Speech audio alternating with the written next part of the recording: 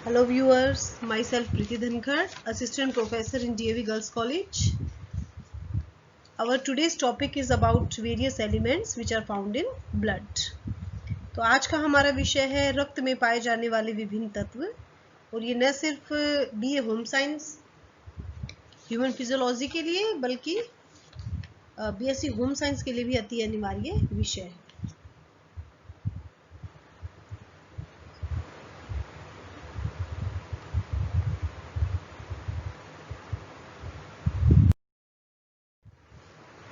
अब यहाँ पे हमारा जो अगला उप विषय है ये है हीमोग्लोबिन।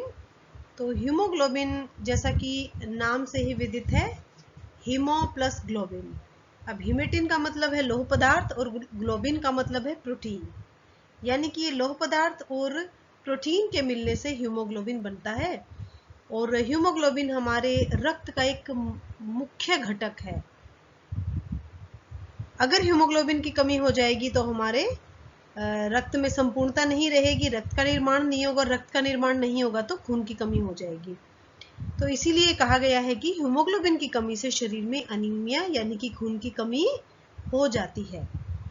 अब रक्त में जो मात्रा है, तो वयस्क स्त्री में इसकी मात्रा है 12 से 16, और भाई ये यूनिट है मिलीग्राम पर डेसीलीटर।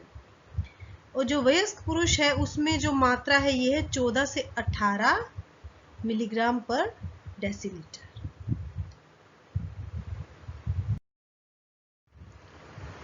अब यहाँ पे हम देख रहे हैं हीमोग्लोबिन के कार्य। तो जो हीमोग्लोबिन है, सबसे पहले तो ये ऑक्सीजन गैस के साथ एक बंध बना के एक ऑक्सी हीमोग्लोबिन के साथ ऑक्सी हीमोग्लोबिन के रूप में ये शरीर की कोशिकाओं तक ऑक्सीजन को पहुंचाने का कार्य करता है। और जिस समय रक्त ऑक्सीजन को कैरी करता है उस समय यह शुद्ध रक्त कहलाता है, लाल रंग का होता है और धमनियों से होकर बहता है। अब कार्बोक्सी हीमोग्लोबिन, जब रक्त कार्बन डाइऑक्साइड के संपर्क में आता है, यानी कि ये शरीर की जो कोशिकाएं हैं वो बाय प्रोडक्ट के रूप में कार्बन डाइऑक्साइड गैस रिलीज करती हैं, तो रक्त वहां से इस कार्बन डाइऑक्साइड गैस को रिसीव करता है और हीमोग्लोबिन के साथ मिलकर कार्बोक्सी हीमोग्लोबिन नाम के तत्व का निर्माण करता है। और फिर शिराओं से, शिराकाओं से, केशिकाओं से होता हुआ फेफड़े तक इसे पहुंचाने का कार्य करता है, ताकि इस कार्बन डाइऑक्साइड गैस को वायु कोशिकाओं में डाल के शरीर से निष्कासित किया जाए उच्छ्वसन प्रक्रिया के दौरान। तो इस समय जो रक्त होता है कार्बोक्सी हीमोग्लोबिन के साथ, यह अशुद्ध रक्त कहलाता है। यह बैंगनी रंग का होता है और यह शिराओं से होकर बहता है। अब वैसे तो सारा ही अशुद्ध रक्त शिराओं से बहता है और शुद्ध रक्त धमनियों से बहता है, लेकिन इसमें भी एक अपवाद है, और वह अपवाद है पल्मोनरी शिरा और पल्मोनरी धमनी। तो पल्मोनरी शिरा वह शिरा है जिससे होकर शुद्ध रक्त बहता है, और पल्मोनरी धमनी वह धमनी है जिससे होकर अशुद्ध रक्त बहता है। अब यहाँ पे आप देखेंगे कि रक्त, ये हीमोग्लोबिन क्या करता है, न सिर्फ ऑक्सीजन को ले जाता है, कार्बन डाइऑक्साइड को शरीर से निष्कासित करता है। आप इनडायरेक्ट रूप से ये भी कह सकते हैं कि ये शरीर से विषैले तत्वों को निकालने का कार्य करता है, क्योंकि कार्बोक्सी हीमोग्लोबिन एक विषैला तत्व है जो कि कार्बन डाइऑक्साइड गैस को कैरी करता है। अब दूसरा इसका कार्य है अम्ल व क्षार के संतुलन को शरीर में बनाए रखना, एक बैलेंस बनाता है एसिड्स और एल्कलाइंस के बीच में। अब लाल रक्ताणुओं के सुचारू रूप से कार्य करने में भी मदद करता है हीमोग्लोबिन। अब लाल रक्ताणु बनते ही हीमोग्लोबिन से हैं, इसकी प्रचुर मात्रा होगी तो ही उनका सही विकास होगा। हीमोग्लोबिन की कमी से चेहरे का रंग पीला पड़ जाता है और अनीमिया या रक्तहीनता की स्थिति आ जाती है। इस स्थिति को दूर करने के लिए लोहयुक्त पदार्थों का सेवन करना चाहिए। अभी हीमोग्लोबिन का जो ये हमने ये 2 स्लाइड्स पढ़ी हैं, इससे हमें एक बात का पता चलता है कि रक्त के सुचारू रूप से कार्य करने के लिए 2 चीज अति अनिवार्य है, यानी कि लौह पदार्थ और प्रोटीन। क्योंकि हीमोग्लोबिन किससे बनता है, हीमेटिन नाम के लौह पदार्थ और ग्लोबिन नाम के प्रोटीन से। तो जब आहार में लौह पदार्थ की और प्रोटीन की प्रचुर मात्रा होगी तो अपने आप ही हीमोग्लोबिन का निर्माण होगा और जो हमारा रक्त है वो सुचारू रूप से कार्य कर सकेगा।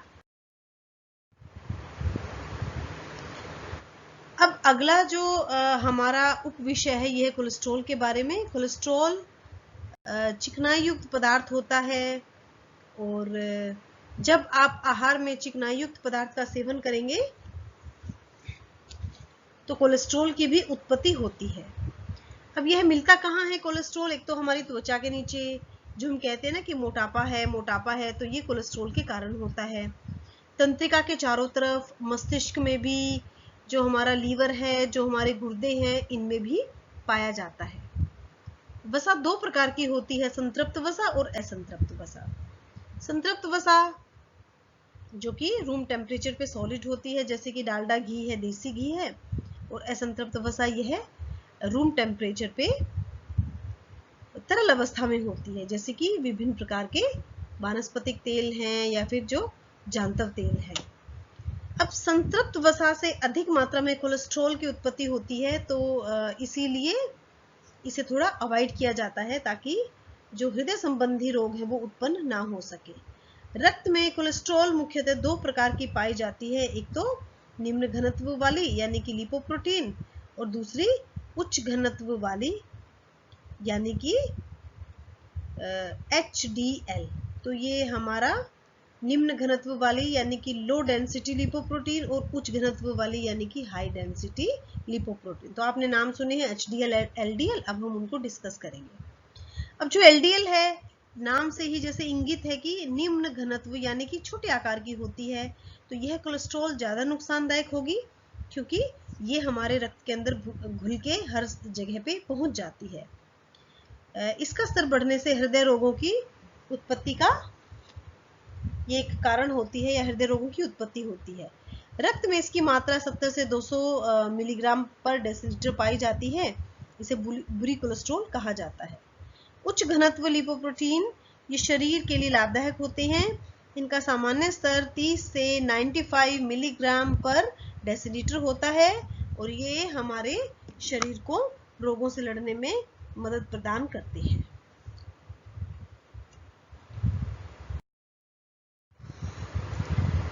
अब यहाँ हमारा जो अगला ये कोलेस्ट्रॉल के बारे में टॉपिक है, ये है कोलेस्ट्रॉल के कार्य से संबंधित। तो कोलेस्ट्रॉल के क्या कार्य है? तो ये कोशिका झिल्ली का निर्माण करती है और आवश्यकता से अधिक मिलती है तो ये कोलेस्ट्रॉल है हमारी त्वचा के नीचे एकत्रित हो जाती है।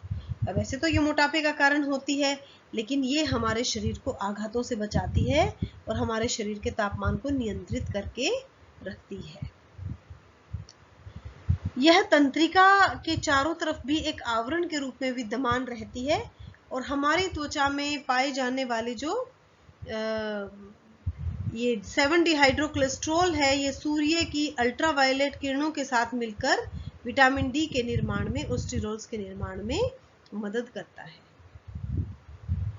अब अच्छी कोलेस्ट्रॉल के साधन हैं, सरसों है, मूंगफली है, सोयाबीन है, जैतून का तेल है। बुरी कोलेस्ट्रॉल डालडा घी, नारियल का तेल, देसी घी, अंडा क्रीम इत्यादि।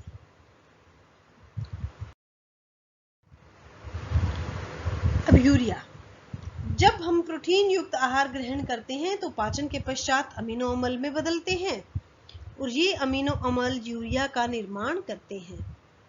इन्हें कार्बोनाइड भी कहा जाता है। ये एक नाइट्रोजन युक्त तत्व होते हैं। मूत्र में 80 से 90% है वो जो यूरिया की मात्रा होती है। अधिक मात्रा में प्रोटीन युक्त पदार्थों के सेवन से यूरिया की मात्रा, अमोनिया की मात्रा, यूरिक अम्ल की मात्रा, इन तीनों की ही बढ़ जाती है क्योंकि ये तीनों ही प्रोटीन के उत्पाद हैं।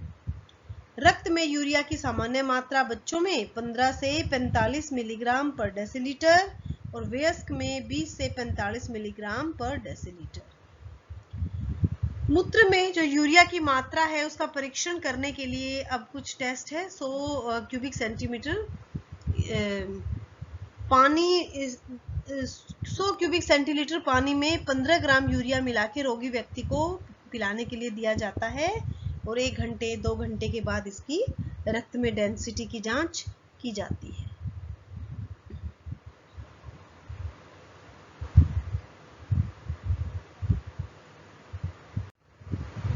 यूरिक अम्ल, अब यूरिक अम्ल भी नाइट्रोजन युक्त विषैला तत्व है, परंतु यह अमोनिया व यूरिया से कम विषैला माना जाता है। जब हमारे शरीर में यूरिया का उपापचय होता है तो यूरिक अम्ल की उत्पत्ति होती है। अधिकता से गाउट नाम की बीमारी हो जाती है, जोड़ों की बीमारी है, जोड़ों में बड़ा दर्द होता है गाउट में, जिसके परिणाम स्वरूप जोड़ों में यूरेट्स जमा होने लगता है। इसे बाव ही कह देते हैं, देसी लैंग्वेज में जो कहते हैं बाव। इससे जोड़ों में दर्द व सूजन आ जाती है। जब गुर्दे व मूत्र वाहिनी में यूरेट्स जमा होने लगता है तो पथरी की संभावना भी बन जाती है। तो यूरिक अम्ल की मात्रा को कंट्रोल करने के लिए अब हमें क्या करना चाहिए? हमें जो प्रोटीन युक्त पदार्थ हैं उनका सेवन कट डाउन करना चाहिए, तभी हम यूरिक अम्ल, यूरिया, अमोनिया को कंट्रोल कर सकेंगे। अब सामान्य जो यूरिक अम्ल की हमारे रक्त में जो मात्रा है, या आप कह सकते हैं कि हमारे शरीर में मात्रा है, वो कितनी होती है? स्त्रियों में 2.4 से 5.7 मिलीग्राम और पुरुषों में 3.4 से 7.3 मिलीग्राम। अब जो अगला हमारा तत्व है ये है अमोनिया। अमोनिया भी नाइट्रोजन युक्त पदार्थ है जो कि प्रोटीन के अधिक सेवन से पैदा होता है। जब प्रोटीन अमीनो अम्ल में परावर्तित होता है तो कुछ अनावश्यक अमीनो अम्ल की नाइट्रोजन कम हो जाती है और इससे अमोनिया का निर्माण होता है। तो अमोनिया भी एक विषैला तत्व है। अभी यहाँ पे हमने प्रोटीन के बाई प्रोडक्ट के रूप में 3 विषैले तत्व इनका अध्ययन किया है, यूरिया, यूरिक एसिड, अमोनिया। इनके अलावा जो क्रिएटिनिन है ये भी एक प्रोटीन का बाई प्रोडक्ट है। ग्लूकोज। अब ग्लूकोज क्या है? जब हम कार्बोहाइड्रेट या कार्बोज युक्त आहार ग्रहण करते हैं तो शरीर में पाचन क्रिया के पश्चात ग्लूकोज का निर्माण होता है। जैसे हमने पहले भी सेकेंड ईयर में भी हम लोग डिस्कस कर चुके हैं कि जो कार्बोहाइड्रेट है या कार्बोज युक्त है, फर्स्ट ईयर में भी हम इस बात का अध्ययन करते हैं। ये 3 प्रकार का होता है, पॉलीसैकेराइड, डाइसैकेराइड, मोनोसैकेराइड। और जब पाचन होता है तो सभी पॉलीसैकेराइड पहले डाइसैकेराइड में बदलते हैं, उसके बाद मोनोसैकेराइड में, यानी कि सभी ग्लूकोज में परावर्तित हो जाते हैं। जैसे कि जो हम रोटी खाएंगे उसमें स्टार्च है, वो स्टार्च पॉलीसैकेराइड है, फिर वो डाइसैकेराइड डेक्स्ट्रीन में बदलता है, तथा ये उसके बाद ये ग्लूकोज में परावर्तित होता है। अब यह ग्लूकोज जो कि पाचन के बाद बनता है, रक्त के द्वारा अवशोषित करके शरीर की विभिन्न कोशिकाओं तक पहुंचाया जाता है। ऑक्सीजन की जो दहन की प्रक्रिया है, ऑक्सीडेशन। अब ऑक्सीडेशन प्रक्रिया से ग्लूकोज या ऑक्सीजन की जो मदद है उससे जो दहन की प्रक्रिया होती है तो ऊर्जा उत्पन्न होती है परिणाम स्वरूप। अब ये जो ऊर्जा उत्पन्न होती है ये एटीपी यानी कि एडेनो ट्राइफॉस्फेट के रूप में हमारी कोशिकाओं में संग्रहित होती है। जो हमारे कोशिका के माइटोकॉन्ड्रियाज हैं उसमें ये एटीपी के रूप में पाई जाती है। जब भी आवश्यकता पड़ती है यह विभिन्न शारीरिक क्रियाएं संपादित करने में मदद करती है।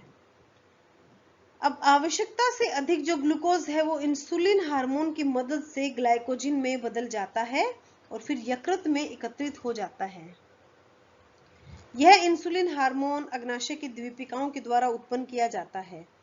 जब इंसुलिन हार्मोन की कमी हो जाती है तो ग्लूकोज की है रक्त में मात्रा बढ़ जाएगी, ग्लूकोज ग्लाइकोजन में नहीं बदल पाता और ऐसी स्थिति को मधुमेह या चीनिया पेशाब या हाइपरग्लाइसीमिया कहा जाता है।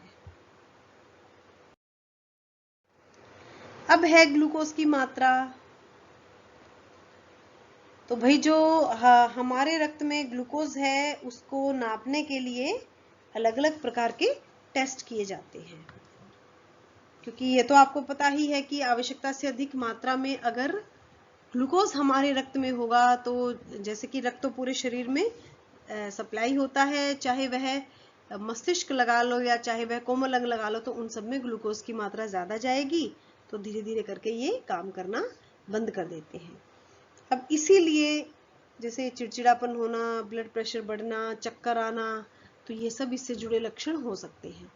तो इसकी जो इसका जो परीक्षण है उसके प्रावधान है। तो एक तो रैंडम टेस्ट किया जाता है, एक फास्टिंग टेस्ट किया जाता है। रैंडम टेस्ट में खाना खाने के पश्चात पोषक तत्वों का जो पाचन है वो हमारे रक्त में बढ़ जाता है, उसका ग्लूकोज का लेवल।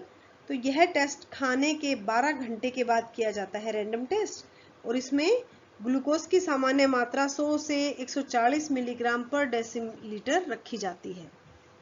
मधुमेह के रोगी में यह मात्रा काफी अधिक होती है और ये 140 से ऊपर पाई जाती है। अब है फास्टिंग टेस्ट। यह टेस्ट खाली पेट किया जाता है। इसमें सामान्य मात्रा 70 से 100 मिलीग्राम पर डेसीलीटर होती है और इसके बाद व्यक्ति को जल में ग्लूकोज मिलाकर पीने के लिए दिया जाता है और एक घंटे के बाद उसके रक्त व मूत्र की जांच की जाती है। तो इस प्रकार से अभी हमने अध्ययन किया ग्लूकोज की मात्रा का, कि हमारे रक्त में ग्लूकोज की कितनी मात्रा होती है। तो भाई जितने भी ये तत्व हैं, आवश्यकता से अधिक जब इनकी मात्रा शरीर में हो जाती है तो विषाक्तता की स्थिति आ जाती है। और विषाक्तता जब ज्यादा होती है, कीटोन बॉडी ज्यादा बनती हैं, तो ऐसे रक्तदाब ज्यादा बढ़ता है। तो इन सब चीजों से कहीं ना कहीं कोमा में जाने की भी सिचुएशन पैदा हो सकती है। अब शॉर्ट क्वेश्चंस। हीमोग्लोबिन में कौन से 2 तत्व पाए जाते हैं? तो आप सभी को पता है कि हीमोग्लोबिन में यूरिया प्लस हीमोग्लोबिन में हीमेटिन नाम का तत्व प्लस ग्लोबिन नाम का प्रोटीन पाया जाता है। अब जो दूसरा हमारा क्वेश्चन है, यूरिया किसे कहते हैं? तो यूरिया एक बाय प्रोडक्ट है प्रोटीन के उपापचय से, ये हमारे रक्त में पैदा होता है, विषैला तत्व है। और बाकी हमने आपको ये बता रखा है। स्त्री व पुरुष में हीमोग्लोबिन की कितनी मात्रा होनी चाहिए? तो जैसे पुरुष में है 14 से और ये 16, 17, 18 तक हो सकती है। स्त्रियों की भी हमने दे रखी है, तो वहां से आप इसका अध्ययन कर सकते हैं। बुरी कोलेस्ट्रॉल के बारे में बताएं। बुरी कोलेस्ट्रॉल जो लो डेंसिटी लिपोप्रोटीन्स हैं, LDL है, उन्हें बुरी कोलेस्ट्रॉल कहा जाता है। जो देसी घी है, डालडा घी है, उनसे ये प्राप्त होते हैं और ये हमारे शरीर में हृदय रोगों का मुख्य कारण होते हैं। अब इंसुलिन हार्मोन कहाँ बनता है?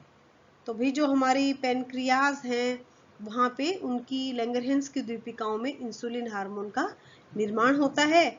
और यहाँ के संदर्भ में इंसुलिन का प्रयोग किया गया कि जो इंसुलिन है वो आवश्यकता से अधिक ग्लूकोज को ग्लाइकोजन में परावर्तित करने का कार्य करता है। अब एटीपी किसे कहते हैं? एडिनोट्राइफॉस्फेट। जब हमारे शरीर में ऊर्जा की उत्पत्ति होती है, हमारी कोशिकाएं करती हैं, तो ऊर्जा की उत्पत्ति होने के बाद इसे एडिनोट्राइफॉस्फेट के रूप में कोशिकाओं के जो माइटोकॉन्ड्रिया है उसमें संग्रह करके रखा जाता है। तो ये है एडिनोट्राइफॉस्फेट। रक्त में पाए जाने वाले प्रोटीन के विभिन्न उत्पाद बताइए। तो ये कई बार हमने डिस्कस कर लिया।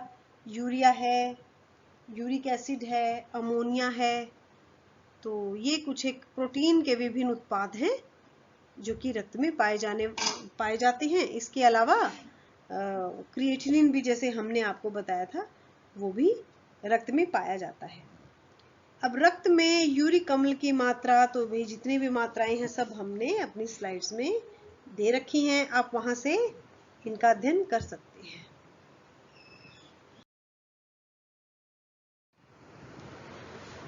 अभी यहाँ पे हमने लॉन्ग क्वेश्चंस डिस्कस कर रखे हैं। पहला है रक्त में पाए जाने वाले विभिन्न तत्वों के बारे में बताइए। तो इसमें आपको जो लाभदायक तत्व हैं या जो हानिकारक तत्व हैं दोनों के बारे में बताना है। लाभदायक में जैसे हमारा हीमोग्लोबिन है, मुख्य घटक है रक्त का।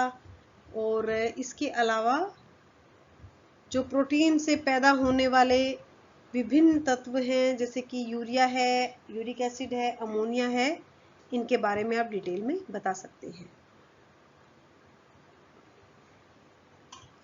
कोलेस्ट्रॉल के बारे में विस्तृत चर्चा कीजिए। तो जितने भी चिकने पदार्थ हैं, चाहे वो घी है, तेल है, मक्खन है, इन सभी में कोलेस्ट्रॉल पाया जाता है। इनके अलावा भी हिडन कोलेस्ट्रॉल भी होता है जो कि किसी को दिखाई नहीं देता, और जैसे चाहे वो दाल लगा लो, अनाज लगा लो, इन सब में भी कोलेस्ट्रॉल की कुछ मात्रा पाई जाती है। अब इसके संतृप्त हैं, असंतृप्त हैं। संतृप्त हैं जो रूम टेम्परेचर पे ठोस होते हैं, असंतृप्त हैं जो रूम टेम्परेचर पे लिक्विड होते हैं।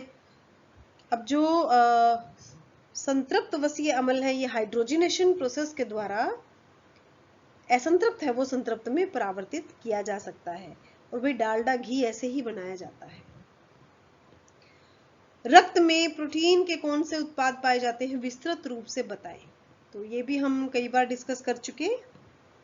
प्रोटीन के उत्पाद चाहे हीमोग्लोबिन है, चाहे यूरिया है, यूरिक एसिड है, अमोनिया है, ग्लूकोज है।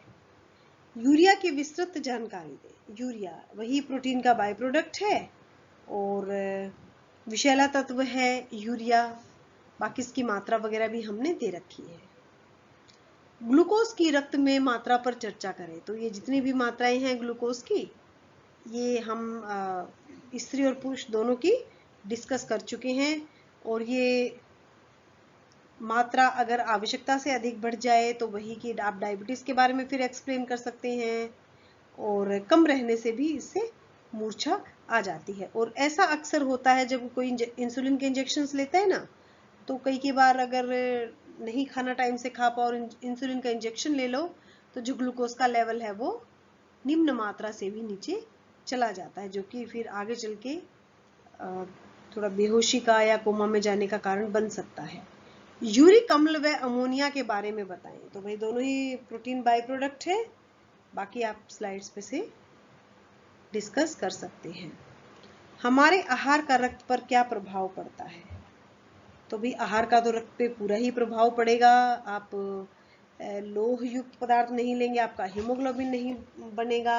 आप प्रोटीन युक्त पदार्थ भी अगर नहीं लेंगे तो भी आपको दिक्कत आएगी। अब प्रोटीन का क्या है कि ज्यादा मात्रा ले लोगे तो भी उससे उसके टॉक्सिक इफेक्ट फिर आ जाते हैं, और अगर कम मात्रा लोगे, जैसे 50 ग्राम है, 60 ग्राम है, ये इसकी लगभग सामान्य मात्रा है, तो अगर आप उससे कम लोगे तो भी जो हमारा हीमोग्लोबिन है वो बन नहीं पाएगा।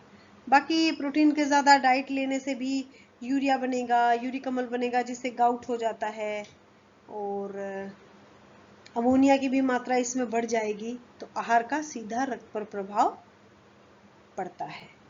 अच्छी बबरी कोलेस्ट्रॉल के बारे में बताइए। तो ये कई बार हम डिस्कस कर चुके हैं। अच्छी कोलेस्ट्रॉल जो कि हमें ये जैतून का तेल है, सोयाबीन का तेल है, इनसे प्राप्त होती है। और जो बुरी कोलेस्ट्रॉल है वो हमें जैसे डालडा घी है, देसी घी है, इनसे प्राप्त होती है। तो भी आप इनकी डिटेल में परिचर्चा कर सकते हैं। तो यहाँ पे आके जो हमारा ये विषय है, हमने इसके जो क्वेश्चंस हैं, लॉन्ग क्वेश्चंस हैं, शॉर्ट क्वेश्चंस हैं, हमने सभी पूरे किए। और आशा है आप सभी इस विषय से लाभान्वित हुए होंगे। और ये भी हमें इससे जानकारी मिलती है कि हमें एक संतुलित आहार ग्रहण करना चाहिए। अगर आपके आहार में आप प्रोटीन की ज़्यादा मात्रा करोगे तो वही प्रोटीन को फिर रक्त को छानने का कार्य गुर्दे करते हैं। फिर गुर्दे के ऊपर दबाव पड़ेगा, गुर्दे खराब होंगे, पथरियाँ बनेंगी, और जैसे गाउट की है, गाउट की प्रॉब्लम भी आ सकती है प्रोटीन के अति सेवन से। तो कई सारी ये समस्याएं हैं जिनका आप संतुलित आहार के द्वारा निदान कर सकते हैं। जैसे कि ग्लूकोज को ही अगर मात्रा बढ़ जाएगी, मात्रा क्यों बढ़ेगी। अब जब आपका इंसुलिन का उत्पादन प्रभावित होगा और कई बार आप इतना ज्यादा मीठा खा लेते हैं तो वो भी एक कारण हो सकता है डायबिटीज का। तो आहार कैसा होना चाहिए। आहार हमेशा सादा और संतुलित होना चाहिए। अच्छी बबरी कोलेस्ट्रॉल के बारे में बताएं। तो ये भी हम कई बार डिस्कस कर चुके हैं, जो एलडीएल है और जो एचडीएल है। एलडीएल से हमारा अभिप्राय यहाँ पे लो डेंसिटी लिपोप्रोटीन से है, और एचडीएल से हमारा अभिप्राय हाई डेंसिटी लिपोप्रोटीन से है। तो जो एलडीएल है छोटे साइज की है, ये आराम से रक्त के अंदर घुल जाती है, बाकी अंगों में चली जाती है और उनको नुकसान पहुंचाती है। तो इन क्वेश्चंस